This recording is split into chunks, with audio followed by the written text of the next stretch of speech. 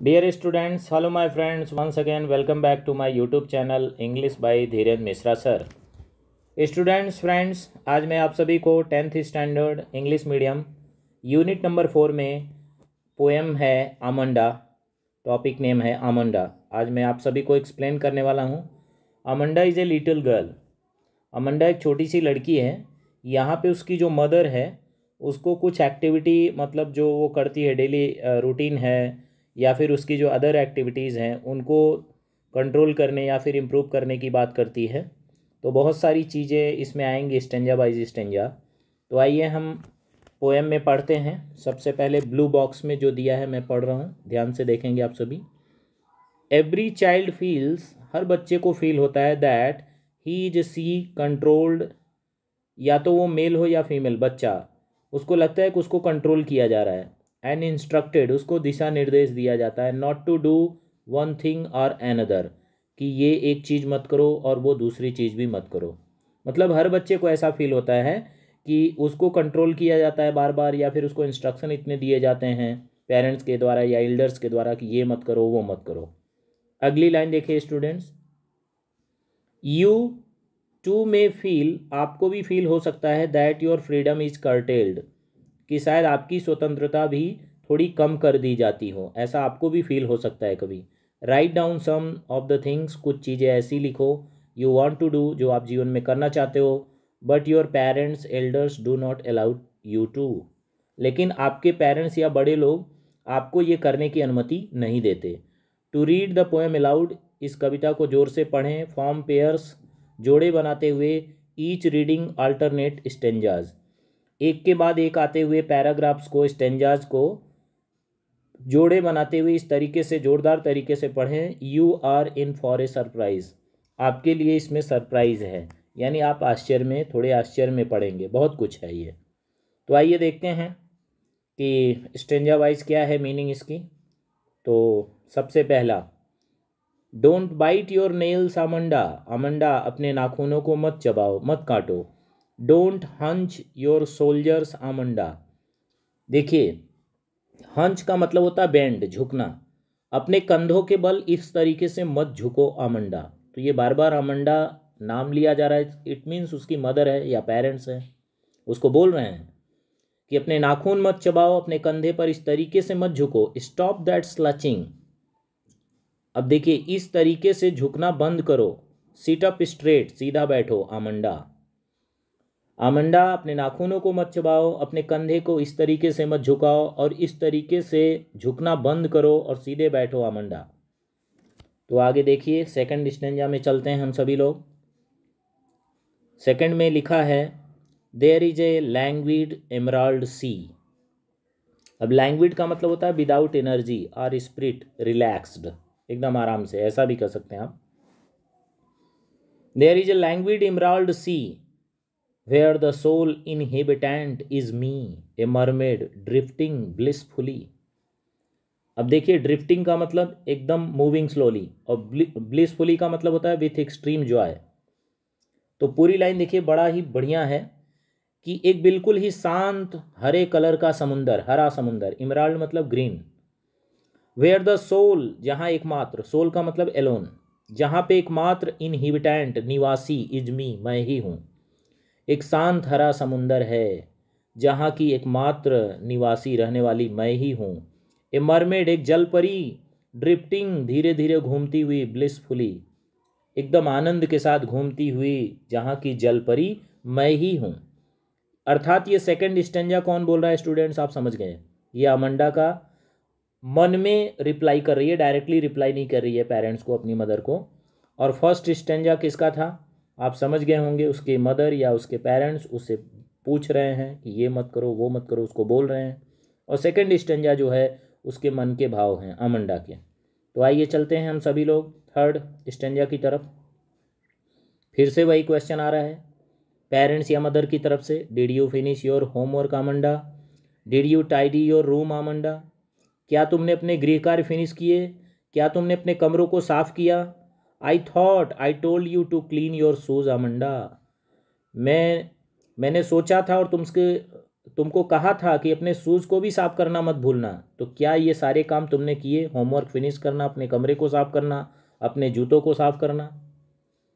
तो ये उसके प्रश्न भी आ रहे हैं उसके मदर या उसके पेरेंट्स की तरफ से। तो फिर से वही उसके मन के भाव जवाब रूप में अमंडा के क्या हैं देखते हैं, चलिए। आई एम एन ऑर्फन, ऑर्फन मतलब अनाथ, विदाउट पेरेंट्स, जिसका माँ बाप नहीं होता है उसको ऑर्फन बोलते हैं। I am an orphan roaming the street, I pattern soft dust with my hushed bare feet, the silence is golden, the freedom is sweet. अब देखिए कितना बढ़िया लिखा है यहाँ पे। पैटर्न्स का मतलब होता है एक प्रकार की डिजाइन बनाना, और हस्ड का मतलब होता है साइलेंट या क्वाइट, बिल्कुल शांत, और डस्ट मतलब आप जानते ही हैं धूल धक्कड़, और गोल्डन मतलब सुनहरा, और स्वीट मतलब मीठा, फ्रीडम माने आज़ादी, साइलेंस मतलब शांति। तो चलिए पूरी मीनिंग को हम एक साथ ज्वाइन करते हैं। अब यहाँ पे वो कह रही है कि मैं एक अनाथ हूँ इन गलियों में एकदम स्वतंत्र रूप से घूमती हुई, रोमिंग मतलब विचरण करती हुई, घूमती हुई। आई पैटर्न सॉफ्ट डस्ट, मैं इन सॉफ्ट धूल से आकृतियाँ बनाती हूँ। विथ माई हस्ड वेयर फीट, मैं अपने पैर से इन धूल पर आकृतियाँ बनाती हुई चलती हूँ। और यहाँ की जो शांति है, साइलेंस इज गोल्डन, यहाँ की जो शांति है, शांतिमय वातावरण मेरे लिए गोल्डन सुनहला मालूम पड़ता है, और यहाँ की आज़ादी मेरे लिए बहुत ही मीठी है। मतलब यहाँ पे जो मैं विचरण कर रही हूँ, सोच रही हूँ, जिस अवस्था में मैं हूँ, यहाँ पर ये जो शांति है ये मेरे लिए बड़ी अच्छी है, और यहाँ की जो फ्रीडम है वो भी मेरे लिए बहुत मधुर है। ये वो अमंडा कह रही है, डायरेक्टली नहीं, इनडायरेक्टली अपने मन में। वो रिप्लाई नहीं कर रही, लेकिन अपने मन में ही आंसर मानो दे रही हैं। चलिए आगे बढ़ते हैं स्टूडेंट। फिर से उसकी माँ का प्रश्न आ रहा है, देखिए आप सभी लोग यहाँ पे। Don't eat that chocolate Amanda, Amanda उस चॉकलेट को मत खाओ। रिमेंबर योर एक्ने, एक्ने मतलब पिंपल्स, तुम्हारे फेस के पिंपल तुमको याद है ना Amanda. Will you please look at me, क्या तुम मेरी तरफ देखोगी। When I am speaking to you Amanda, जबकि मैं तुमसे बोल रही हूँ तो क्या मेरी तरफ देखोगी। वो चॉकलेट मत खाओ, याद रखो अपने मुहासों को, फेस के मुहासे को। क्या मेरी तरफ देखोगी जब मैं तुमसे बात कर रही हूँ आमंडा। इसका मतलब डायरेक्टली आंसर नहीं दे रही है, तभी तो उसकी माँ बोल रही है कि मेरी तरफ देखोगी भी, या सर नीचे करके कुछ मतलब सोच रही हो, मेरा जवाब भी दोगी। तो आगे देखते हैं स्टूडेंट्स, फिर से उसके मनोभाव के आंसर आ रहे हैं अमंडा के।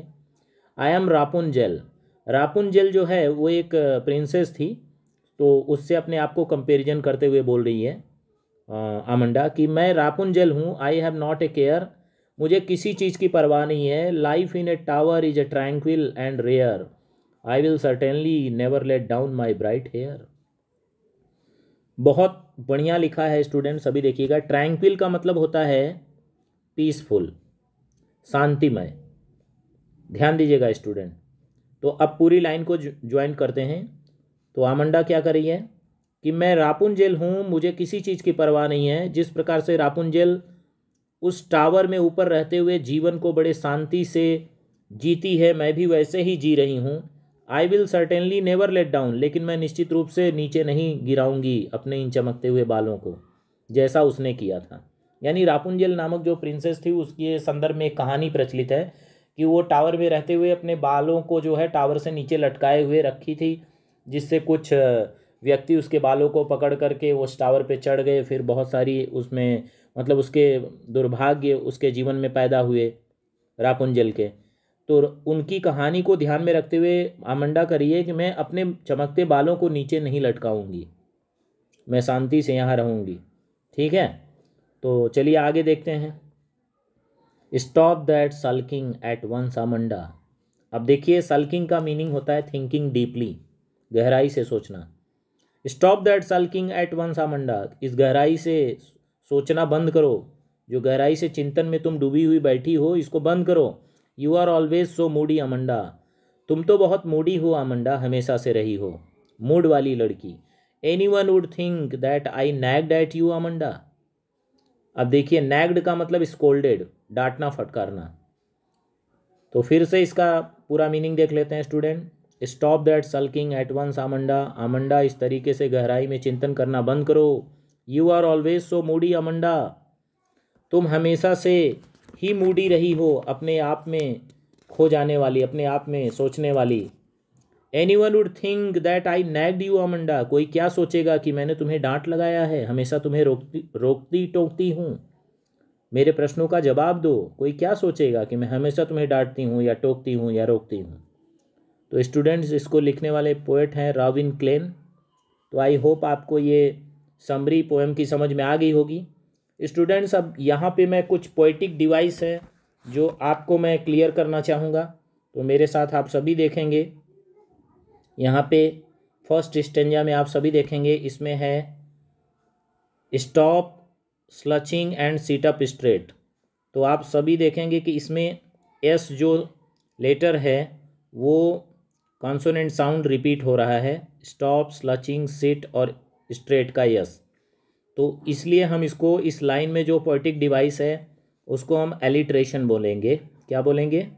Alliteration, ALLITERATION, alliteration. ये हमारा पोएटिक डिवाइस है। जब कॉन्सोनेंट लेटर जो है वो रिपीट होता है तो एलिट्रेशन हम कहते हैं। अब जो वर्ड रिपीट होता है तो हम उसे रेपिटेशन कहते हैं, ये ध्यान रखिएगा स्टूडेंट्स। चलिए आगे बढ़ते हैं।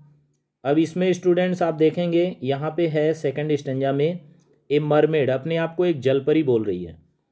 तो जब किसी से कंपैरिजन करते हैं और वहाँ एज और लाइक शब्द होता है तो उसको हम क्या बोलते हैं? सिमली। लेकिन यहाँ पे एज और लाइक नहीं है, केवल अपने आप को मरमेड बोल रही है, तो मरमेड ड्रिफ्टिंग ब्लिसफुली। तो इस लाइन में जो हमारा पोएटिक डिवाइस है वो आपको पता चल गया होगा, मेटाफर। चूँकि मेटाफर और सिमली दोनों कंपैरिजन है, लेकिन दोनों में फ़र्क क्या है आप जानते हैं। मेटाफर हिडन कंपैरिजन है जिसमें एज और लाइक नहीं आता, और सिमली ऐसा कंपैरिजन है जिसमें एज और लाइक अवेलेबल होता है। तो आप देख रहे हैं यहाँ पे मरमेड अपने आप को बोल रही है, तो इसमें एज और लाइक शब्द नहीं है, इसलिए यहाँ मेटाफर होगा इस लाइन में, थर्ड लाइन में सेकंड स्टेंजा की। तो चलिए आगे बढ़ते हैं। अब अगला क्वेश्चन है, इसमें प्रश्न कर रही है, देख सकते हैं आप यहाँ पे कि did you finish your homework Amanda, did you tidy your room Amanda. यहाँ इंट्रोगेशन है। इन दोनों लाइन में यहाँ पे क्या किया है? इंट्रोगेशन। कौन सा पोएटिक डिवाइस है? इंट्रोगेशन, INTERRO फिर उसके बाद GATION, इंट्रोगेशन। क्योंकि यहाँ पे क्वेश्चन भी किया जा रहा है, आप देख रहे हैं। और वापस आप देखेंगे स्टूडेंट्स अगले स्टेंजा में, यहाँ पे आई एम आर्फन, फिर वो अपने आप को अनाथ के साथ, मतलब अपने आप को अनाथ बोल रही है। आई कौन है? अमंडा, और आर्फन बोल रही है। तो एज और लाइक शब्द नहीं है, तो तुलना तो कर रही है। तो इसके बावजूद हम यहाँ पे ये भी कह सकते हैं कि ये भी मेटाफर है, तो ये भी मेटाफर आपका हो जाएगा। तो इस लाइन में भी मेटाफर है, फर्स्ट लाइन में। अब आगे बढ़ते हैं स्टूडेंट। इसके बाद यहाँ पे अपने आप को उसने रापुंजल भी बोला है, तो आप देखेंगे यहाँ पे भी आप मेटाफर बोल सकते हैं। तो यहाँ पे भी इस लाइन में भी आप क्या बोलेंगे? मेटाफर। तो इस लाइन में भी मेटाफर है। तो इस तरीके से आप बहुत सारे स्टेंजाज में आप खोज सकते हैं कि कौन कौन से पोएटिक डिवाइस अवेलेबल हैं। और आई होप कि आपको ये वीडियो समझ में आया होगा अच्छे से। आप मेरे यूट्यूब चैनल को लाइक और सब्सक्राइब करना ना भूलें, और नेक्स्ट वीडियो के लिए इंतज़ार करें। Thank you.